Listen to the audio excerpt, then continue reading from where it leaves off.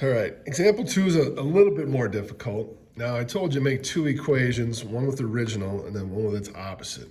The problem is on this first, or I shouldn't say the problem, the first one, the absolute value is already isolated by itself.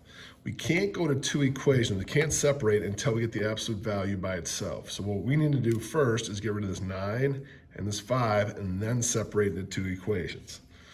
So I treat this box like a big variable. What's being done to the box? Well, it's being subtracted by 9 and multiplied by 5. So we will add 9 and divide by 5.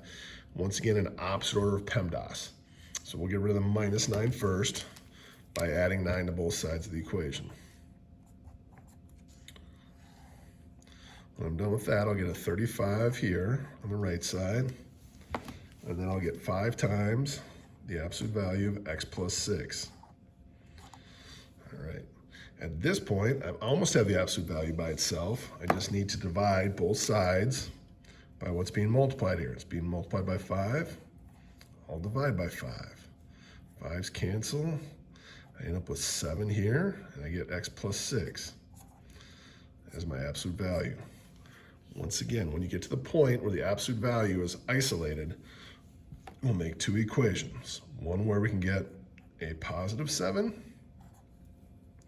as our first equation. And then we'll come over here and make our second one where x plus 6 equals a negative 7. We want to find the number that we can plug in there and make that true. All right, now to solve both of these, all right, we do the opposite of adding 6. So we'll subtract 6 from both sides.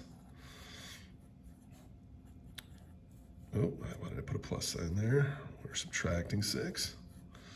Over here, our one solution is negative 13. Over here, the original problem, we get a solution of 1. So like I said, if I plug in 1 into this, I'll get 1 plus 6 is 7. Absolute value of 7 is 7. 5 times 7 is 35, minus 9, 26. The same thing will happen with the negative 13. Negative 13 plus 6 is negative 7. Absolute value of negative 7 is positive 7. Times 5 is 35. Minus 9 is 26. All right. I would like you guys to try this. Pause your, or I'm going to end the video here in a second, but try this one before going on to the next video to see if you can do it without my help. After you're done, check your work using my video.